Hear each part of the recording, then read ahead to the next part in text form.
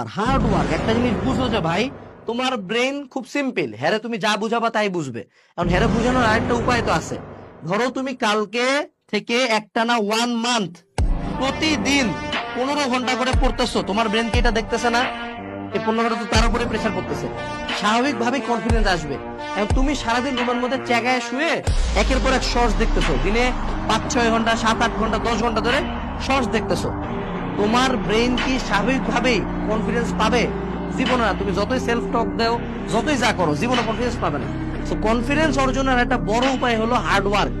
তুমি দেখবা ভালো স্টুডেন্টরা কেন এত কনফিডেন্ট, একে তারা ভালো রেজাল্ট করে, দুই ওরা ওই পরিমাণে পরিশ্রম করতেই থাকে একটানা, যার ফলশ্রুতিতে তোমার ব্রেন বিলিভ করে যে তুমি ভালো স্টুডেন্ট। তুমি জিমে রেগুলার একটানা 1 মাস যাও, তোমার ওয়েট ধ্যাপধারায় কমবে। তোমার কিছু করতে হবে না, খালি জিমের মধ্যে যাও। কেন? তোমার ব্রেন দেখছে একটানা তো পরিশ্রম করে যাচ্ছে, ও তখন বডির মেটাবলিজমটাকে ওভাবে ফায়ার করে। রুমের মধ্যে না খায় শুয়ে থাকো, ওয়েট কমবে না। এটা হলো বাস্তবতা, ব্রেনের পাওয়ারটা আলাদা।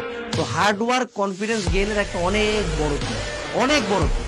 জাস্ট কিছু না, একটানা 1 মাস খালি তোমার এখন যে পড়ার ডিউরেশন তাতে 4-5 ঘন্টা বাড়াই দিয়ে পড়ো, তাইলেই হবে।